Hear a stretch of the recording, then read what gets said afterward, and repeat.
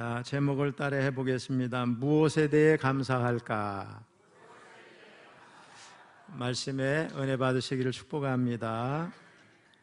시편에는 소위 할렐 시편이라고 불리는 찬양시들이 있습니다. 시편 113편에서 118편까지를 제일 할렐 시편, 그 다음에 오늘 본문의 136편을 제2 할렐 시편, 그 다음에 146편에서 150편까지를 제3 할렐 시편이라고 이렇게 구분을 합니다. 자, 이 시편들이 할렐 시편으로 불리는 이유가 있습니다. 할렐, 즉 너희는 찬양하라, 이런 구절이 자주 나오기 때문입니다.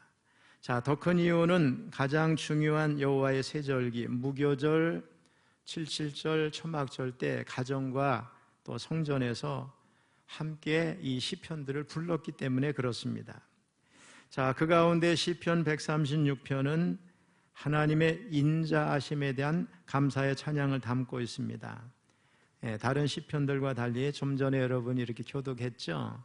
제가 올라오면서 우리 김유신 목사님한테 이렇게 한번 해보라고 그랬어요. 그 인자하심이 영원함이로다. 이런 후렴구가 매절마다 있어요. 인자란 말이 히브리 말로 한번 따라해 보세요. 헤세드. 그러니까 헤세드에 대한 찬양시죠. 시편 136편. 인자를 찬양하는 내용입니다. 그래서 시편 136편 전체를 하나의 큰 바다라고 본다면 큰 바다 전체가 감사로 막 넘쳐나는, 물결치는 그런 모습, 그런 느낌입니다. 아마도 예배를 드리면서 인도자가 선창을 하면 회중은 그 인자하심이 영원함이로다, 이렇게 화답하는 형식으로 이 시를 불렀던 것 같습니다. 자, 본문을 통해서 우리는 감사의 대상이 누구이고 우리가 본문을 통해서는 무엇에 대해서 감사를 할 것인가를 알게 됩니다. 영국의 화가 단테 가브리엘 로세티라고 하는 사람이 이런 말을 했어요. 무신론자에게 가장 비참한 순간은 순수하게 감사를 느끼면서도 그 감사를 표현할 대상이 없을 때 바로 비참한 순간이다. 무슨 말이냐? 전혀 감사를 모르던 사람에게 정말 감사해야 할 일이 발생을 했어요. 그런데 정작 누구에게 감사를 해야 될지 그 대상자가 없다면 그것처럼 비참한 일이 없다는 겁니다. 자, 감사하게도 구원받은 우리는 감사의 대상이 너무나 분명합니다. 바로 하나님이십니다. 본문 1절로 3절 마지막 26절은 감사의 대상이 하나님이라고 하는 것을 명확하게 가르쳐 줍니다. 2절로 3절에 보니까 신들 중에 뛰어난 하나님께 감사하라고 그랬고 주들 중에 뛰어난 주께 감사하라고 그랬어요. 그러면 뭐 신들이 많으냐, 주라고 불리는 그런 존재들이 많으냐, 그런 뜻이 아니에요. 다른 신이 존재한다는 의미가 아니고 하나님의 위대성, 절대 주권을 강조한 표현입니다. 우주 만물을 창조하신 분은 창조자 하나님 한 분밖에 안 계십니다, 여러분. 자, 1절 또 마지막 26절만 함께 다시 읽어보겠어요. 1절입니다. 여호와께 감사하라. 그는 선하시며 그 인자하심이 영원함이로다. 26절. 하늘의 하나님께 감사하라. 그 인자하심이 영원함이로다. 프랑스의 사상가, 수학자, 물리학자이자 종교 철학자인 파스칼은 하나님과 인간의 관계에 대해서 세 부류로 나누어 봤어요. 하나님과 무관한 인생, 하나님을 탐구하는 인생, 하나님을 신앙하는 인생.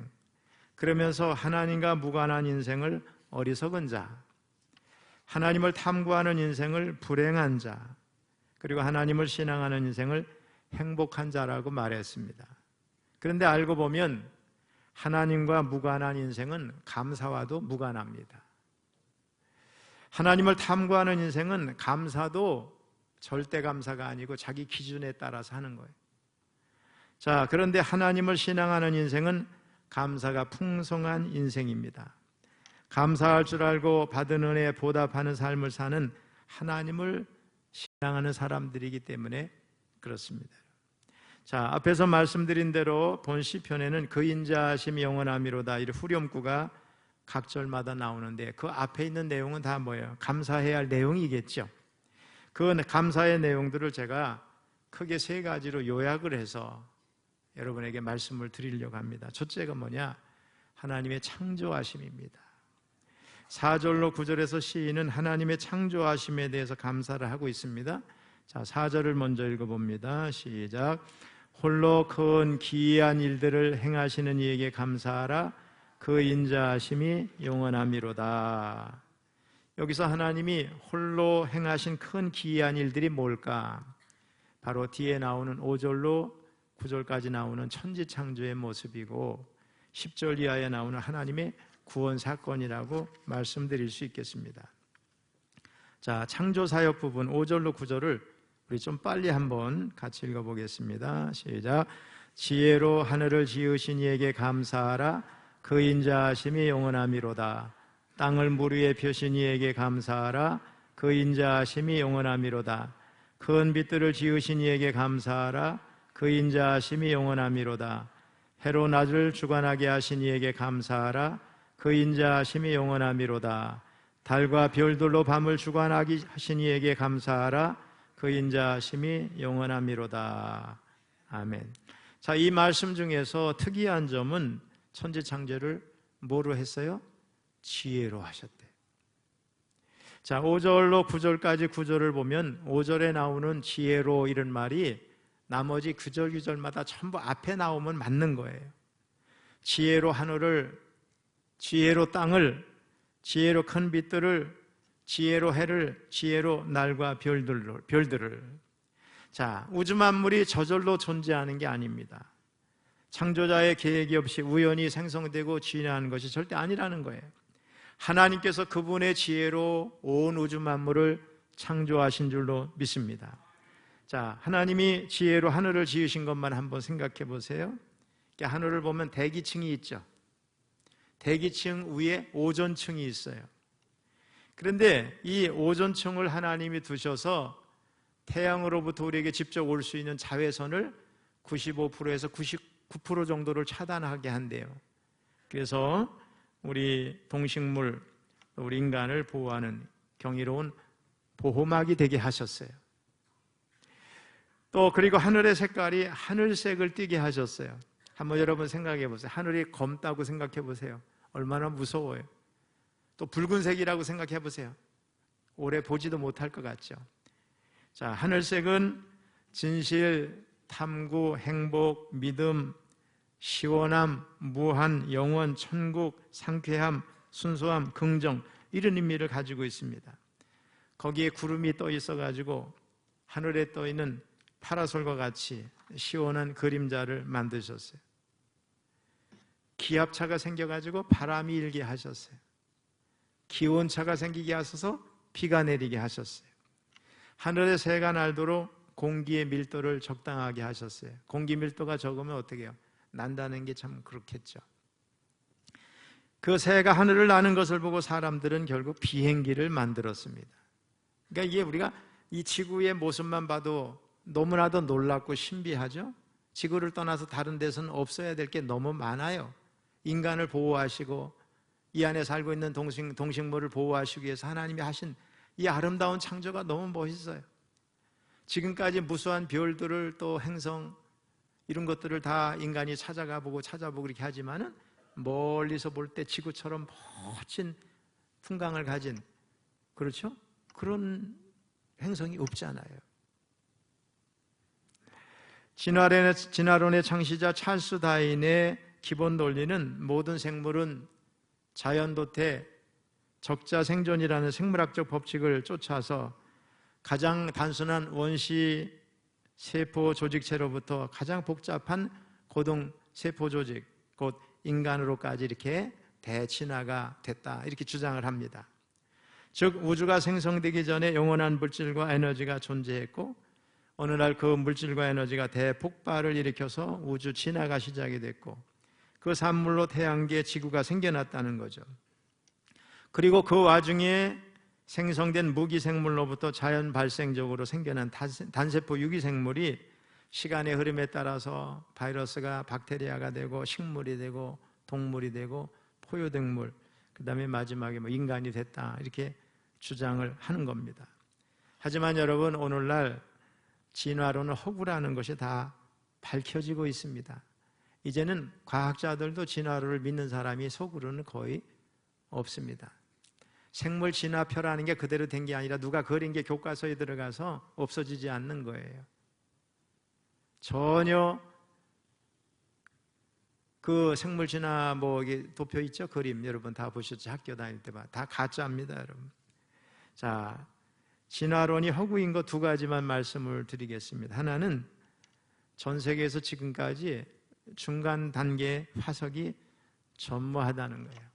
원숭이가 인간과의 연결고리로 제시된 많은 유골들은 나중에 알고 보니까 모두가 조작이 된 거고 동물뼈고 가짜였다는 것이 100% 드러났습니다. 그리고 실수였다는 것이 드러났어요. 원숭이와 사람의 중간 단계 화석은 발견된 적이 없습니다. 다른 동물도 마찬가지예요. 만일에 계속 진화에 의해서 중간중간 사람이 변화된다 그러면 지금쯤 덜 진화해가지고 꼬리를 달고 다니는 사람도 있어야 되고요. 머리가 그냥 대문짝만한 것도 있어야 되고 다양한 인간이 여기 살아야 되는데 하나도 안 맞잖아요. 또 다른 하나는 종의 변화는 불가능하다는 거예요. 생물은 각각 그 종류마다 각기 다른 DNA 유전자 암호에 의해서 염색체가 복제되게 돼 있어요. 우리 하나님은요, 모든 동식물 그 세포 속에 모든 염색체 복제되는 거를 다 집어넣어 놨어요. 자동적으로 그렇게 되게 돼 있어요. 전 요즘에 너무 신기한 것 중에 하나가 저희 손녀 둘째 아이가 어디 부딪혔는데 이가 빠졌거든요. 오래전에 어릴 때 볼 때마다 그게 신경이 있어서 너 이가 언제 나냐? 아직도 안 난 거야. 몇 년이 지났는데. 이가 빠지면 저절로 나는 게 아니라 걔가 몇 살 될 때 나게끔 하나님 만들어 놓으신 거야. 제가 자다가 그 생각이 갑자기 떠오르는 거야. 야, 너무 신기하구나. 뭐든 잘하는 것도 일정한 시간까지만 잘하지 끝까지 잘하면 여기 막 천장까지 닿아야 돼. 우리 키가 커가지고. 그죠? 다 모든 것이 딱 시간에 의해서 딱딱딱딱 진행되도록 하나님이 우리 안에 설계도를 넣어놓으셨어요. 기가 막혀요. 아이들 이가 나는 것도 사고로 미리 빠졌어도 그때 나는 게 아니라 그 때가 돼야 나도록 만들어 놓으셨다는 게 너무너무 신기한 겁니다, 여러분. 그런 의미에서 고양이가 호랑이 되는 법은 절대 없습니다. 육지동물이 고래로 바뀌는 일도 없습니다. 원숭이가 사람으로 진화될 수가 절대 없습니다. 성경에 보면 각 종대로 하나님이 창조하셨다고 말씀하신 그대로인 줄로 믿습니다, 여러분. 이제 우리는 진화론이 골로새서 2장 8절에 표현대로 헛된 속임수라는 것을 알아야 될 줄로 믿습니다. 다시 말하면 사탄의 방조하에 만들어진 거짓되고 가치 없는 초등학문이라는 거 여러분 알아야 됩니다. 우리 박보배 사모가 저희 보고 미국의 창조과학 탐사 그 프로그램에 떴다고 얘기를 하는데, 미국의 LA에 가면은요 그랜드 캐년을 중심으로 창조과학 탐사 떠나는 프로그램이 있어요. 이재만 박사가. 제가 그분의 강의를 잠깐 들었어요. 그분이 한국에 오셨을 때. 시간 되면 가면 좋겠어요, 언젠가는. 근데 이 그랜드 캐년을 비롯해 갔다 오기만 하면 사람들의 생각이 100% 달라져요. 그 사람이 물리학자든 천체학자든 무슨 학자든 상관없어요. 거기 가보면 지층이 만들어지는 모든 과정들, 화석들을 보면은 노아 홍수 때 있었던 지구 대변혁 사건이 그대로 다 드러나는 거예요. 너무나 놀랍습니다. 우리는 우리의 자녀들 진화론의 거짓된 속임수에서 벗어나도록 또 하나님이 지혜로 천지를 창조하셨음을 확실히 믿게 해야 될 줄로 믿습니다. 그리고 하나님의 창조하심에 대해서 저와 여러분이 감사와 영광을 돌려야 될 줄로 믿습니다. 여러분.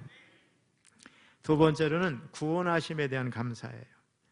여기 10절로 20절까지 보면 이스라엘의 역사를 훑어내려가면서 하나님의 구원하심에 대해서 감사하고 있어요. 즉 애굽의 노예 생활에서 해방시켜 주신 하나님, 홍해를 육지같이 건너게 하신 하나님, 40년간 광야에서 생활하게 하신 하나님, 적군의 공격에서 막아주시고 이기게 하신 하나님을 감사 찬양하고 있습니다. 그런데 하나님께서 천지 창조를 하나님의 지혜로 하셨다면 구원사역은 하나님의 능력으로 하셨습니다. 그래서 12절에 보면 강한 손과 표심팔로, 또 13절에 보면 홍해를 가르시니, 15절에 보면 바로와 그의 군대를 홍해에 엎드러뜨리시니 이렇게 표현이 나와요. 아무튼 이런 능력을 통해서 이스라엘 백성들이 그 험한 광야를 통과해서 가나안 땅에 이르게 하셨습니다. 우리 16절만 한번 읽어보겠습니다. 시작. 그의 백성을 인도하여 광야를 통과하게 하신 이에게 감사하라. 그 인자하심이 영원함이로다. 사실 애굽에서 해방돼서 목적지 가나안에 이르기까지 얼마나 힘든 일이 많았어요. 홍해 앞에 이스라엘 백성들이 다다랐을 때 뒤에서는 애굽 군대가 추격해오고 앞에는 정말 건널 수 없는 엄청난 바다가 있습니다. 진퇴양난의 위기였습니다. 또 광야에서는 때때로 먹을 물이 없었어요. 또 먹을 고기도 없었어요. 그래서 백성들이 하나님을 원망하고 불평했어요. 하지만 본 시편의 기자는 뭔가 좀 다르죠. 힘들고 어려웠던 점이 많았지만 그보다 더 많은 하나님의 기적과 능력을, 그리고 하나님의 크신 구원의 은총을 기억하며 감사를 하고 있어요. 불평과 원망의 눈으로 보지 않고 감사의 눈으로 보고 있는 거예요. 여러분, 감사의 눈으로 볼 때 고난의 역사 속에서도 오직 구원의 은혜에 감사할 수 있는 겁니다. 그래서 감사하라, 감사하라, 감사하라. 그 인자하심이 영원함이로다. 그 인자하심이 영원함이로다. 이렇게 찬양을 드리고 있습니다. 94년도에 갈멜산에서 기도할 때 몇몇의 이제 팀이 그룹별로 있을 때 이 136편을 가지고 한 사람이 선창하면 그 인자하심이 영원함이로다 외쳤던 생각이 지금도 머릿속에 생생합니다. 데살로니가전서 기자는 범사에 감사하라고 했어요. 삶의 전반에 걸쳐서 감사하라는 겁니다. 그런데 성도에게 가장 우선해야 할 감사가 뭐냐? 바로 하나님이 우리를 구원해 주신 감사입니다. 이 감사가 모든 감사의 기초가 돼야 돼요. 이스라엘 백성들이 애굽에서 구원된 것을 가장 중요하게 여기면서 큰 절기로 지켰어요. 그러니까 6월절로부터 구원받은 절기로부터 모든 것이 진행이 되는 거예요. 구원받은 성도는 애국과 같은 세상에서 빼어내심을 받아서 구원받은 것을 감사해야 될 줄로 믿습니다. 데살로니가 후서 기자는 2장 13절에서 우리가 구원받은 것을 마땅히 감사해야 된다고, 그죠? 그런 깨우침을 우리에게 주고 있는데 우리 한번 같이 읽어봅니다. 시작. 주께서 사랑하시는 형제들아, 우리가 항상 너희에 관하여 마땅히 하나님께 감사할 것은 하나님이 처음부터 너희를 택하사 성령의 거룩하게 하심과 진리를 믿음으로 구원을 받게 하심이니. 아멘. 구원의 하나님에 대해서 제대로 감사할 줄 아는 성도가 참 성도입니다. 구원의 은혜에 감사할 때 성도는 또한 험악한 세상을 능히 이길 수 있는 힘을 얻게 됩니다. 아무튼 기독교인의 감사는 세상 사람들이 생각하는 수준이 아니죠.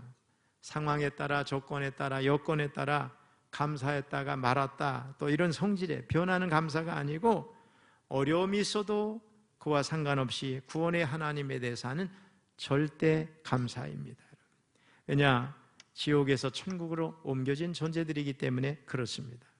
자, 그런 의미에서 하박국 선지자는 현실과 관계없이 우리가 구원받은 것 때문에 하나님께 감사하고 기뻐해야 된다는 것을 깨우쳐주고 있습니다. 우리 하박국서 3장 17절 18절 좀 크게 읽습니다. 시작. 비록 무화과 나무가 무성하지 못하며 포도나무에 열매가 없으며 감람나무에 소출이 없으며 밭에 먹을 것이 없으며 우리의 양이 없으며 외양간에 소가 없을지라도 나는 여호와로 말미암아 즐거워하며 나의 구원의 하나님으로 말미암아 기뻐하리로다. 아멘. 자, 오늘 본문에 두 가지 말씀드렸어요. 첫 번째는 뭐예요? 하나님의 창조하심에 대해서 감사. 두 번째는 하나님의 구원하심에 대해서. 세 번째는 하나님이 우리의 필요를 다 채워주시고 공급해 주셔서 이 공급하심에 대해서 감사해야 돼요. 그래서 21절로 23절, 25절에서 시인은 마지막으로 이스라엘 백성들에게 기업을 주시고 필요를 채워주심에 대해서, 다시 말하면 하나님의 공급하심에 대해서 감사하고 있어요. 자, 21절로 23절 읽습니다. 그들의 땅을 기업으로 주신 이에게 감사하라. 그 인자하심이 영원하미로다. 곧 그 종 이스라엘에게 기업으로 주신 이에게 감사하라. 그 인자하심이 영원하미로다. 우리를 비천한 가운데서도 기억해 주신 이에게 감사하라. 그 인자하심이 영원하미로다. 25절 모든 육체에게 먹을 것을 주신 이에게 감사하라. 그 인자하심이 영원하미로다. 아멘. 제가 감동적인 이야기를 짧은 글이지만 글에서 읽었어요. 한 젊은이가 실직을 하고 돈이 다 떨어져서 며칠을 굶게 되었습니다. 도무지 견딜 수가 없어서 허름한 국수집에 들어가 가지고 곱빼기를 시켜서 정신없이 먹습니다. 근데 그거를 지켜보던 주인 할머니가 시키지도 않았는데 뜨거운 국물에 국수를 한 그릇 더 말아가지고 주면서 돈을 안 받을 테니까 천천히 잡수세요 이렇게 말합니다. 젊은이는 두 그릇의 국수를 정신없이 먹고 나서 자리를 박차서 또 박차고 일어나서 음식값은 지불하지 않은 채 뛰기 시작합니다. 그때 뒤에서 주인 할머니가 소리를 칩니다. 젊은이 뛰지 말아요. 그러다가 몸 다쳐요. 그리고 언제든지 배가 고프면 다시 와요. 이 말을 들은 젊은이는 눈물이 핑 도는 가운데 결단을 했다는 거예요. 반드시 성공을 해서 이 빚을 갚겠다고. 그리고 그는 남미로 떠나서 수많은 어려움을 이겨내고 마침내 성공을 해서 아주 과하게 국수값을 갚으려고 찾아왔대. 이 사람이 성공할 수 있었던 동력이 여러분 뭐 같아요?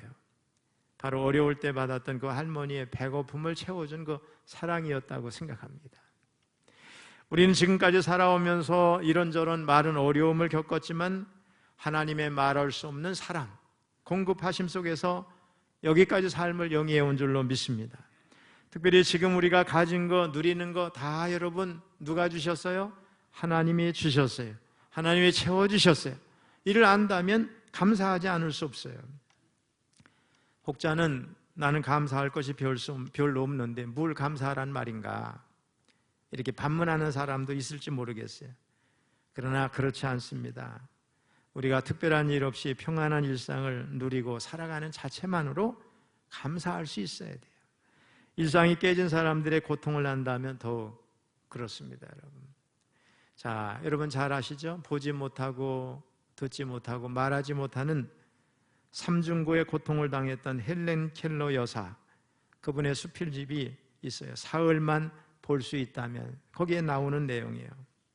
첫째 날 나는 친절과 겸손과 우정으로 내 삶을 가치 있게 해준 설리번 선생님을 찾아가서 이제껏 손끝으로만 만져서 알던 그녀의 얼굴을 몇 시간이고 물끄러미 바라보면서 그 모습을 내 마음속 깊이 간직하겠다. 그리고는 밖으로 나가 바람에 나풀거리는 아름다운 나무잎과 들꽃들을, 그리고 석양에 빛나는 노을을 보고 싶다. 둘째 날 먼동이 트며 밤이 낮으로 바뀌는 웅장한 기적을 보고 나서 저녁에는 보석 같은 밤하늘의 별들을 바라보면서 하루를 마무리하겠다. 마지막 셋째 날에는 사람들이 일하며 살아가는 모습을 보기 위해 아침 일찍 큰 길에 나가 출근하는 사람들의 얼굴 표정을 볼 것이다. 그리고 저녁이 되면 네온사인이 번쩍거리는 쇼윈도에 진열되어 있는 아름다운 물건들을 보고 집으로 돌아와서 나를 이 사흘 동안만이라도 볼 수 있게 해주신 하나님께 뜨겁게 감사 기도를 드리고 다시 영원히 암흑의 세계로 돌아가겠다. 자, 그런데 여러분, 헬렌 켈러가 이거 실제로 현실 속에서 있었던 일이 아니라 가정으로 이렇게 감사하는 내용이잖아요. 근데 사실 이것들은 우리가 날마다 일상 중에 지금 현재적으로 누리고 있는 것들이에요. 그렇다면 우리는 그것들에 대해서 얼마나 감사하고 있는가? 성경에 보면 10사람의 나병 환자를 예수님이 고쳐주셨는데 예수님께 돌아와서 감사한 사람은 단 한 사람, 멸시받고 자기 민족으로 인정도 해주지 않는 사마리아 사람 한 사람이었어요. 10사람 가운데 9은 감사하지 않았어요. 그 결과 10사람 가운데 9사람은 육신의 치료는 받았지만 영적인 치료는 못 받았죠. 근데 이 사마리아 사람, 감사하는 사마리아에는 영적인 치료까지 받은 줄로 믿습니다. 디모데후서 기자는 마지막 때에 일어날 될 일들을 말씀하고 있어요. 디모데후서 3장 2절. 같이 읽어봅니다. 시작. 사람들이 자기를 사랑하며 돈을 사랑하며 자랑하며 교만하며 비방하며 부모를 거역하며 감사하지 아니하며 거룩하지 아니하며. 앞으로 이런 일들이 더 많이 일어난다는 거예요. 점점점 마지막 때가 오면 그렇습니다. 또 탈무드는 이런 말을 해요. 감사를 모르는 자를 벌하는 법이 따로 세워지지 않은 것은 감사를 모르는 자에게는 하나님께서 직접 벌하시기 때문이다. 아무튼 하나님은 우리에게 필요한 모든 것들을 지금도 공급해 주십니다. 특별히 햇빛, 공기, 물과 음식 등 우리가 살아가는데 필수적인 거 하나님이 다 공급해 주셔요. 근데 우리가 이것을 당연한 것으로 여기는데 결코 당연한 게 아니에요. 하나님께서 우리를 위해 공급해 주시는 줄로 믿습니다. 그분의 은혜가 아니면 우리는 한시도 이 땅을 살아갈 수가 없어요. 그러므로 우리 모든 성도들은 하나님의 채워주신 공급하심, 또 일상을 평안하게 하심에 대해서 늘 감사해야 될 줄로 믿습니다. 자, 세 가지 말씀을 드렸어요. 우리가 26절 길지만 크게 하나님의 창조하심, 하나님의 구원하심, 마지막으로 하나님 우리의 필요를 공급해 주시고 채워주심에 대해서 감사한 거예요. 우리 사랑하는 성도 여러분, 이 시편 136편은 1절로 26절까지 감사하라는 말이 반복적으로 나오고 있어요. 하나님을 인정하는 사람들은 자신에게 주어진 모든 것들이 하나님으로부터 온 것이라는 것을 알기 때문에 삶의 모든 영역에 감사해야 됩니다. 또 모든 시간과 모든 사건 속에는 하나님의 임재하심이 있기에 감사해야 됩니다. 감사는 여러분 상황의 문제가 아니에요. 마음의 태도의 문제예요. 그래서 어떤 사람은 남들보다 더 좋은 조건 많이 누리고 있는데 감사를 못하고, 어떤 사람은 객관적으로 보면은 감사할 수 없는데 크게 감사하거든요. 남들과 비교함으로 불만족의 숲을 거닐고 소유욕에 신음하는 그 모든 불행은 사실 감사의 상실에서 오는 것들이 너무 많습니다. 한마디로 복된 인생이 되려면 감사에 탁월해야 될 줄로 믿습니다. 그래서 입에서 감사합니다 이런 말이 수시로 나와야 돼요. 입에서 나온 반복된 말, 이것은 습관이 되고 체질이 됩니다. 또 감사하다는 말을 많이 사용하면요, 이상하게 거꾸로 감사하다는 말을 많이 듣게 돼요. 감사거리가 많이 생깁니다. 감사합니다는 말은 복을 부르고 기적을 일으키는 거룩한 주문과 같아요. 감사한 표정도 밝아지고 건강도 회복되고 병의 면역성이 강해집니다. 세계 최고의 암 전문 병원 미국 텍사스 주립대학 MD 앤더슨 암센터에 30년간 봉사한 김의신 박사가 이런 말을 했어요. 신앙생활이 암 치료에 실제적인 효과가 있다는 거예요. 그래서 교회 찬양대원들, 우리 시온 찬양대원들 같은 사람하고 일반인들을 비교를 해봤어요. 실험을. 찬양대원의 면역세포, 일명 NK세포예요. 면역세포가 일반인들보다 몇십 배 정도가 아니라 1000배가 많았대요. 측정 결과가 나온 거예요. 그러니까 감사로 찬양하는 사람은 그만큼 건강에 뭐하다고? 유익하다는 거예요. 감사하면 스트레스가 완화되고 면역계는 강화되고 에너지는 높이고 치유를 촉진한다고 해요. 악기를 연주하고 찬양대에 앉아가지고 NK세포가 활성화되지 않으면 찬양대 가짜야. 그쵸 여러분? 진짜 감사하면 그런 역사가 일어난다는 거예요. 의학적으로 증명이 됐어요. 아울러 감사하면 일도 잘 풀리고 인간관계도 튼튼해집니다. 감사하는 태도는 어른으로 인정받는 기준이에요. 어른이 돼도 감사가 부족하면 이거를 학문적인 용어로 성인아이라고 그래요. 근데 어린아이라도 감사가 넘치면 성숙한 아이, 어른이 될 줄로 믿습니다. 자, 말씀을 마칩니다. 서두에서 우리 시편 136편은 제2 할렐 시편이라고 말씀을 드렸어요. 근데 여러분 혹시 이 시편 136편에서 할렐루야라는 말을 찾은 사람이 있나요? 없죠. 안 나오기 때문에 그래요. 그럼에도 불구하고 유대인들의 전승에 의해서 할렐시, 대할렐시로 불린 이유가 있어요. 내용 자체가 온전히 하나님께만 감사로 영광을 돌리고 있기 때문에 그렇습니다. 여러분. 오늘도 성도 여러분의 삶 자체가 할렐루야로 영광을 돌리고 감사로 충만하시길 바랍니다. 저는 우리 교회가 예배 끝날 때마다 할렐루야로 하나님께 영광 돌리는 게 너무 감사해요. 감사하는 교회를 하나님 복 주시지 않겠어요? 감사하는 성도를 축복하시지 않겠어요, 여러분? 할렐루야, 또 감사가 넘쳐나서 하나님이 주신 복을 넘치도록 누리시기를 주님의 이름으로 축원합니다.